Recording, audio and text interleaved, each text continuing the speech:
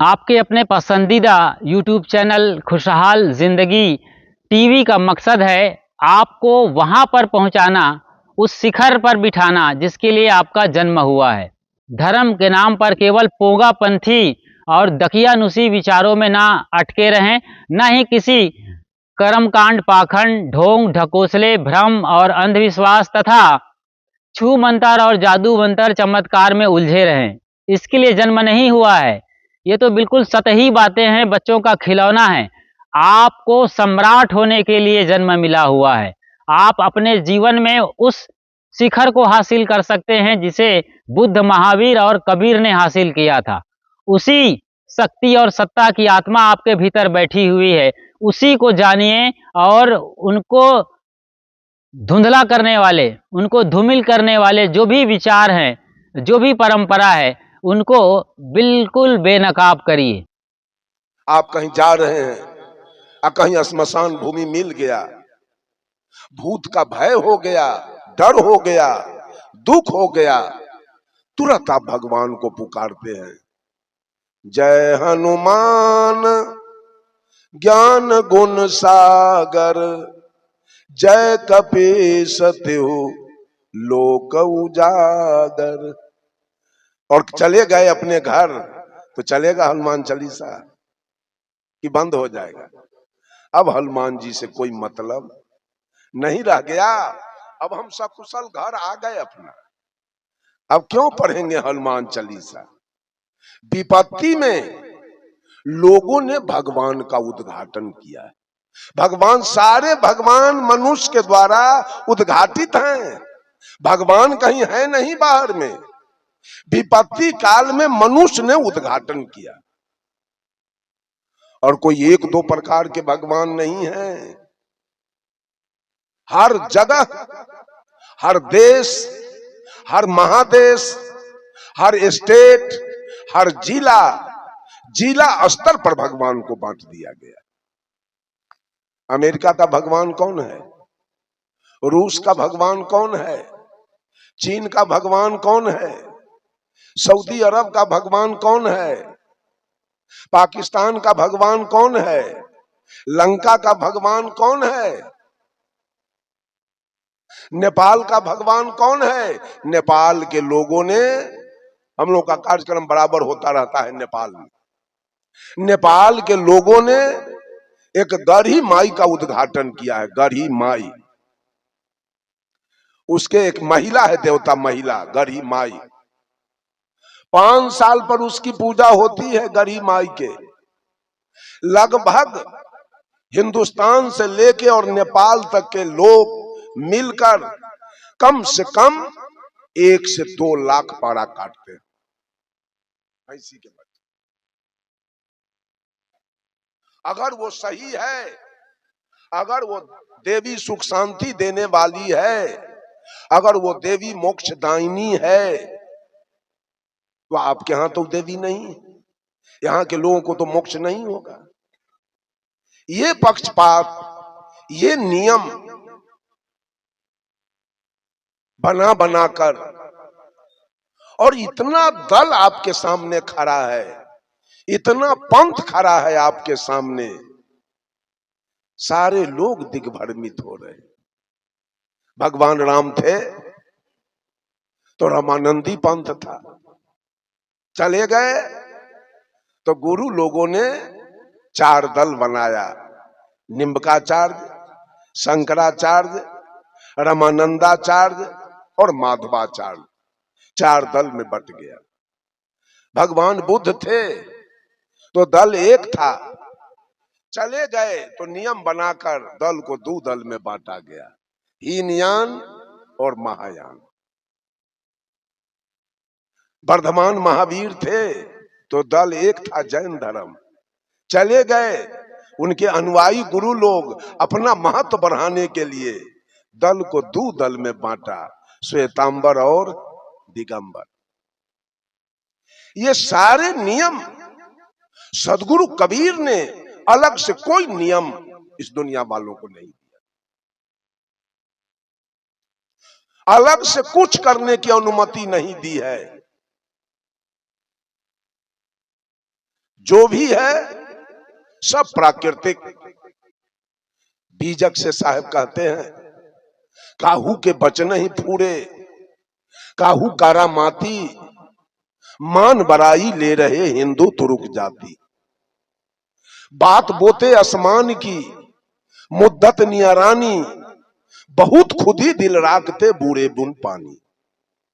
कहें कबीर कासों कहूं सब जग अंधा, सांचे से भागी फिरे झूठे के बंदा।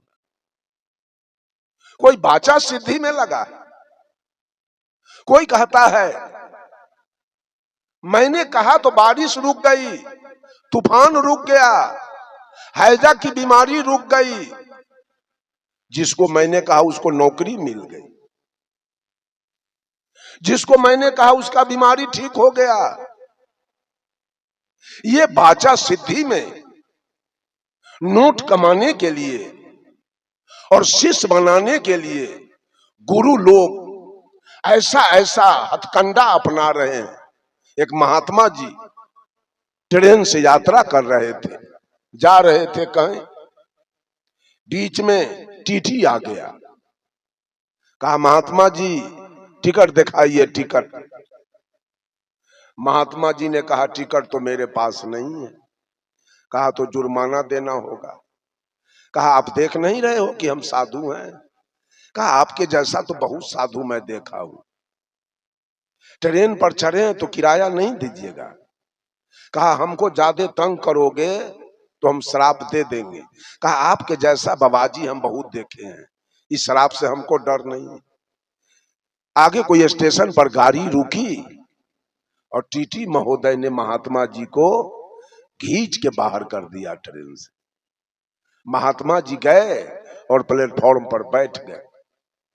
अब तो ड्राइवर साहब सीटी हॉर्न दे रहे हैं, गार्ड साहब झंडी दिखा रहे हैं और गाड़ी खुल नहीं रही। गाड़ी तो आधा घंटा 45 मिनट तक स्टेशन पर रुकी रह गई। अब तो यात्री में अफरा तफरी मच गया। किसी को कॉलेज जाना, किसी को कारखाना जाना, किसी को हॉस्पिटल जाना, किसी को बैंक जाना, किसी को विद्यालय जाना, किसी को हाट बाजार करना। सारे लोग बेकल हो गए। स्टेशन के बड़ा बाबू से जाके कहा, बड़ा बाबू क्या हुआ, गाड़ी क्यों नहीं खुल रही है? बड़ा बाबू ने कहा कुछ तो हुआ नहीं, मैंने तो लाइन क्लियर दे दिया है, अब गाड़ी क्यों नहीं खुल रही है, कारण क्या है? तो एक यात्री कहा कि यही टीटी महोदय साधु बाबा को गर्दनिया देके उतार दिया, उस समय से गाड़ी नहीं खुल रही। तो बारा बाबू ने टीटी से कहा कि आप साधु बाबा से माफी मांग लीजिए कि गाड़ी खुल जाए। टीटी ने कहा ऐसा नहीं होगा, हम माफी नहीं मांग सकते। तो बारा बाबू ने कहा तो जनता से मार खाई है। टीटी को भय हो गया, अब जाके साधु बाबा से माफी मांग लिया, बाबा हमको क्षमा कीजिए, हमसे गलती हुई। क्षमा मांगा, गाड़ी हॉर्न देके खुल गई। अब तो साधु बाबा के गरिमा महिमा की क्या ठिकाना है। इतनी इनकी महिमा बढ़ी, लोग ने विचार किया कि इतना ताकत इस साधु में है कि इसके बुद्धि से, ज्ञान से 45 मिनट स्टेशन पर गाड़ी रुकी रह गई। अब ऐसा गुरु से कैसा गुरु चाहिए। अब तो जब चेला बनना शुरू हुआ तो 1-2 बरस बीतते बीतते 2-4 लाख चेला महात्मा। और 2-4-5 बरस के बाद महात्मा जी जब मरने लगे तो जिसको इन्होंने उत्तराधिकारी बनाया था, जिस शिष्य को, कहा गुरु जी अब तो आप जा रहे हैं, मठ हमको दे दिए, जमीन हमको दे दिए, गाय भैंस हमको दे दिए, सारा चेला चटिया हमको दे दिए, आई मंत्र ले जाके क्या कीजिएगा, ये भी तो दे दीजिए कि हम भी लोगों का उपकार करेंगे। महात्मा जी ने पूछा कौन मंत्र लेना है? कहा जिस मंत्र से 45 मिनट स्टेशन पर गाड़ी खड़ी रही वो मंत्र हमको चाहिए। महात्मा जी ने कहा, बेटा मंत्र से गाड़ी नहीं रुकती है, मैंने 5,000 घूस ड्राइवर को दिया था, 5,000 रुपया घूस गार्ड को दिया था और 5,000 घूस इस टीटी को दिया था। 15,000 रुपया दिया और इनको कह दिया मैं कि आधा घंटा से 45 मिनट तक स्टेशन पर गाड़ी को रोक दो कि हमारा गुरुओई धंधा शुरू हो जाए। 45 मिनट रोका, 15,000 खर्चा, अब तो लाख के लाख बन की विदाई आ रहा है। बंधुओं, ये गुरु लोगों की धंधा है। अपना अपना महत्वाकांक्षी बनने के लिए, अपना नाम समाचार पत्र में छपवाने के लिए, अपना नाम टेलीविजन पर लाने के लिए, अपना नाम समाचार रेडियो से निकलवाने के लिए, अपना महत्वाकांक्षी बनने के लिए इन नाना प्रकार के पंथ बना बनाकर और सारी जनता के बुद्धि का ऑपरेशन। तभी तो साहब कबीर ने कहा, पछा पछी के कारणे सब जग रहा भुलान, निरपक्ष हो के जो भजे सो ही संत। आप लोग दिग्भ्रमित होने की आवश्यकता नहीं। कबीर ने, सदगुरु कबीर ने आपके साथ कोई बेईमानी नहीं की है। साहब कबीर ने आपके साथ कोई पक्षपात नहीं किया है, कोई आरी नहीं बांधा है। अगर आरी बांधे होते आज मुसलमान भी साहब कबीर के विचार से, बहुत सारे मुसलमान सहमत साहब कबीर के विचार से। उन्होंने तो स्पष्ट कहा मुसलमानों से, दिन में रखते हो रोजा, रात हनत हो गाय, यह खून वह बंदगी, कसकर खुश खुदा। ऐ मौलवी, दिन भर अन्न नहीं खाते हो, पानी नहीं पीते हो, और जो रात्रि हुई, शाम हुई तो कोई मुर्गा काटते हो, कोई गाय काटते हो, कोई बकरी काटते हो, कोई ऊंट काटते हो, कोई दुम्मा काटते हो। एक तरफ खून की नदी बहाते हो और दूसरे तरफ इबादत करते हो। अल्लाह कैसे खुश हो जाए?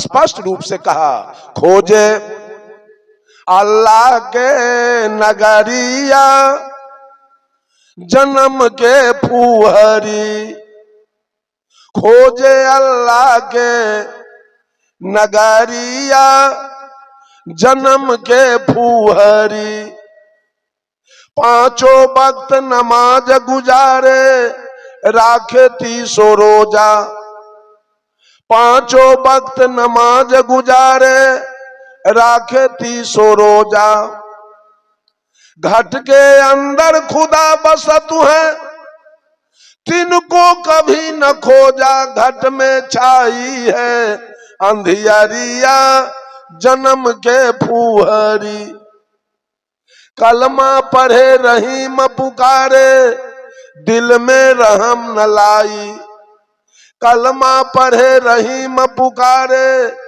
दिल में रहम न लाई, घट के अंदर नूर बसत है तिनकर खबर न पाई, पड़ गए माया के लहारिया जन्म के फुहरी, हाथ में हजरत कदम रसूले नैन में नबी विराजे, हाथ में हजरत कदम रसूले नैन में नबी विराजे, मन मक्का काया है काबा सिर पर अनहद बाजे, खोल के देखा न केवारिया जन्म के फुहरी, खोजे अल्लाह के नगरिया जन्म के फुहरी। बंधुओं, बड़ी समस्या है। लोगों के सामने गुरु लोगों ने, धर्म धुरंधर लोगों ने, धर्माधिकारी लोगों ने, धर्म के प्रवर्तक लोगों ने बहुत बड़ा समस्या आके रख दिया। सारे लोग दिग्भ्रमित हो रहे हैं, किस पंथ में जाया जाए, कौन ठीक है? ये तो मैं कबीर पंथ की बात किया। उससे आगे बढ़िए तो कोई रामानंदी है, कोई आर्य समाज है, कोई गायत्री परिवार है, कोई युग निर्माण मिशन है, कोई गांधी निर्माण मिशन है, कोई विवेकानंद मिशन है, कोई बाल जुगेश्वर है, कोई सतपाल जी हैं, कोई सदाफल देव जी हैं, कोई जय गुरुदेव हैं, कोई रामपाल जी हैं, कोई भगवान रजनीश हैं, कोई बाबा हरदेव सिंह हैं, कोई ठाकुर अनुकूल चंद्र जी हैं, कोई राम रहीम सिंह जी हैं, कोई आशुतोष जी महाराज हैं, कोई ओम शांति है, कोई राधा स्वामी है, कोई जैन है, कोई बौद्ध है, कोई ईसाई है, कोई इस्लाम है, कोई यहूदी है, कोई पारसी है। ये समस्या सामने खड़ी है। बंधुओं, सारे समस्या से साहब कबीर ने आपको निकाल के बाहर किया और कहा कि अगर कल्याण चाहते हो, अगर मुक्ति चाहते हो, अगर सुख शांति चाहते हो, तो किसी का लागत तुम्हारे शरीर पर नहीं है, तुम्हारे जीवन में नहीं। तुम्हारे जीवन में किसी का लागत नहीं है। तुम्हारे जीवन में अगर लागत है तो इन माताओं का। मां से बढ़ के इस धरती पर कोई देवी और देवता नहीं। यहां कोई नियम नहीं, यहां कोई नियम नहीं। जिस मां ने पैदा किया है, जिस मां ने अपना, कल साध्वी जी भजन गाई थी, मां बाप से बढ़कर जग में कोई दूजा नहीं खजाना। मां से बढ़ के अगर मां की सेवा पर आप आते हैं, किसी का हिम्मत है कि इसका विरोध कर दे? है किसी पंथ वाले का हिम्मत कि इस पर लाल कलम आके लगा दे? साहब कबीर ने कहा, अगर भक्ति करना चाहते हो तो श्रद्धा भक्ति करो और श्रद्धा रखो अपने अपने मां में। इसलिए कि मां का बहुत बड़ा लागत आपके जीवन पर है। अगर मां नहीं होती तो आप इस दुनिया संसार को आप नहीं देख पाते। वो मां की कृपा है, किसी देवी दुर्गा की कृपा नहीं है, मां की कृपा है कि आपने इस दुनिया को देखा, और मां की कृपा है कि आपने सारे ऋषि महर्षि, सारे वेद पुराण कुरान बाइबिल के बारे में जानकारी प्राप्त किया, सारे देश विदेश के बातों को जानकारी लिया, और सारे निम्न पद से लेकर और उच्च पद तक आपने सुशोभित किया, सारे देवी देवता को आपने जाना। ये सारा श्रेय किसका है? इसी माता है। इसलिए मातृ भक्ति सबसे, हमारे पूज्य गुरुदेव आचार्य श्री धर्म स्वरूप साहब कहा करते थे मंच से कि बेटा अगर पूरे शरीर का चाम उतार कर और मां के पैर के अगर वो जुत्ती बनवा दे, चप्पल बनवा दे, तब भी मां का कर्जा बेटा से सधने वाला। यहां आ जाइए, अपने अपने मां की सेवा में आ जाइए। ये जितना पंथ की चर्चा मैंने किया वो सब खत्म। किसी की उंगली नहीं उठ सकती है आपके ऊपर, लेकिन जब आप बहिर्मुख होते हैं, अंतर्मुख नहीं, जब आप बाहर पूजा के लिए निकलते हैं, तो आप किसी देवी का पूजा करते हैं तो दूसरे लोग किसी देवी का पूजा करेंगे, तीसरे लोग किसी देवी। या देवी की तो कमी नहीं, माता तो इतना तैयार किया गया है, इतनी माता तैयार है पूजा के लिए जिसका वर्णन नहीं। अब जो मां पैदा किया वो भीख मांग रही है, जो मां आपको पैदा किया वो भीख मांग रही है, और पूजा के लिए बहुत सारी मां तैयार है। पूजा कीजिए, और मां के तरफ झांकने के लिए बेटा तैयार नहीं। अनंत देवी देवता के पूजा में जब आप बाहर पूजा के लिए निकलेंगे वह आपको झंझट में फंस जाना है और आपको राग द्वेष में फंस जाना। किसका पूजा करेंगे? अगर आप केवल दुर्गा का पूजा करते हैं तो सरस्वती आपसे खुश रहेगी क्या? लक्ष्मी आपसे खुश रहेगी क्या? खुश रहेगी? खुश रहेगी? तब आप राग द्वेष में फंस रहे हैं। याद कर लीजिए, अगर आप राम का मंदिर दरवाजे पर बनवा लिए हैं, राम का मंदिर बनवाए हैं, कृष्ण आपसे खुश क्यों रहेंगे? कभी आपने हिसाब किया? राम ना आपसे खुश होंगे चूंकि उनका मंदिर आपने दरवाजे पर बनाया। कृष्ण आपसे खुश क्यों होंगे? उनका मंदिर आपने नहीं बनाया। अगर कृष्ण का मंदिर आपने दरवाजे पर बना लिया तो हनुमान जी आपसे खुश क्यों रहेंगे? हनुमान जी का मंदिर आपने नहीं बनाया। अगर आपने हनुमान जी का मंदिर बना लिया दरवाजे पर तो महादेव जी आपसे खुश क्यों रहेंगे? उनका मंदिर आपने नहीं बनाया। अगर महादेव जी का मंदिर दरवाजे पर आपने बना दिया तो विष्णु जी आपसे खुश क्यों रहेंगे? सब देवी देवता का नाम भी आपको मालूम नहीं है, पूजा तो छोड़ दी है। कोई व्यक्ति 50 को देवता का नाम गिनाइए हमको, कोई गिनाएगा? किसी को पता? तो 56 करोटी का पूजा कैसे होगा? जब नाम मालूम नहीं है तो पूजा कैसे होगा? एक घर में 25 आदमी हो और 5 आदमी को भोजन मिले और 20 आदमी को भोजन न मिले, वो घर बचेगा कि जलेगा? बचेगा कि जलेगा? तो आप कितना भगवान का, माता बहनें भी और आप लोग भी बैठे हैं, कितना भगवान का पूजा कर पाते हैं?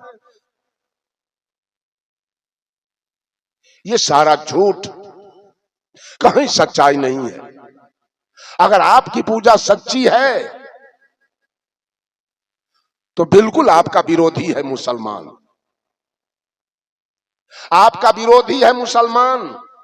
वो आपके किसी भगवान को मानने के लिए तैयार नहीं है। वो रामनवमी और बसंत पंचमी, महाशिवरात्रि, महाविष्णु जग, महारुद्र जग, सतचंडी जग, या भागवत कथा, या होली दिवाली, या दुर्गा पूजा, काली पूजा, सरस्वती पूजा या विश्वकर्मा पूजा को मानने के लिए मुसलमान तैयार। क्या बिगड़ गया है उसका? क्या मुसलमान के पास बेटा नहीं है कि बेटी नहीं है? क्या उसके पास जमीन नहीं है कि मकान नहीं है? क्या उसके पास बिजनेस नहीं है कि खेती बाड़ी नहीं है कि नौकरी नहीं है? क्या नहीं है? कि वो प्रधानमंत्री नहीं है कि मुख्यमंत्री नहीं है कि राष्ट्रपति नहीं है? सच्चाई है क्या? सच्चाई क्या है? हिंदू धर्म सच्चा है कि इस्लाम धर्म सच्चा है? कौन सच्चा है? हमारे हिंदू भाई इस्लाम को नहीं स्वीकार करते हैं। कोई नहीं ईद बकरीद सोबरात कोई नहीं करता है, कोई नमाज अदा नहीं करते हैं, कोई रोजा नहीं रखते हैं। कुछ बिगड़ गया क्या? कुछ अल्लाह बिगाड़ा है आपका? इससे स्पष्ट हो रहा है कि ये भी झूठ है और वो भी झूठ है। सच्चाई कहीं नहीं। सदगुरु कबीर के विचार में सच्चाई दिखाई दे रही है।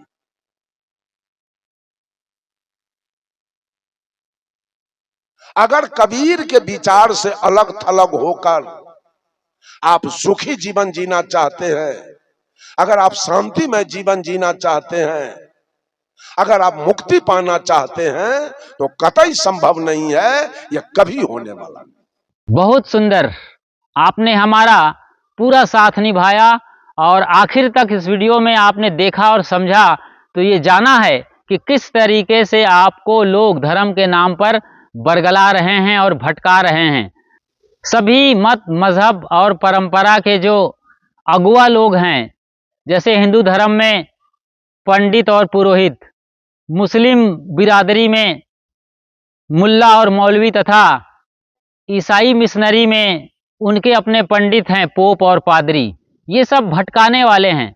इनको सत्य से कोई मतलब नहीं है। ये आपको सांत्वना देते हैं बस, और सांत्वना के बदले बड़ी मोटी रकम से अपनी जेब भरते हैं, अपनी ज़िंदगी चलाते हैं, घर परिवार पालते हैं और स्विस बैंक में अपना सारा पैसा जमा करते हैं। तो आप सोचिए जरा, कहाँ आप अपना पैसा फेंक रहे हैं गलत जगहों पर। आप इससे बेहतर होगा कि किसी गरीब को खिलाइए, किसी दिन दुखियारा की खुद जाकर मदद करिए और मानवता को जगाने वाले मिशन में काम करिए, तब जाकर के आपका इस तरीके से जीना और धर्म करना सार्थक होगा। खुशहाल जिंदगी यूट्यूब चैनल पर आप बिल्कुल नए हैं तो फौरन सब्सक्राइब कर लीजिए। यह एक निःशुल्क प्रक्रिया है। जैसे ही आप सब्सक्राइब करते हैं हमारा परमानेंट मेंबरशिप हासिल कर लेते हैं और इसके बाद बेल आइकन को प्रेस करते हुए नोटिफिकेशन की घंटी बजाते हुए जब ऑल या सभी को सेलेक्ट कर लेते हैं तो जब भी हम लाइव आएंगे या नई वीडियो अपलोड करेंगे सबसे पहली सूचना आपको तुरंत मिल जाएगी। अपना और अपनों का जरूर ख्याल रखिए। शुक्रिया, साधुवाद और साहेब बंदगी।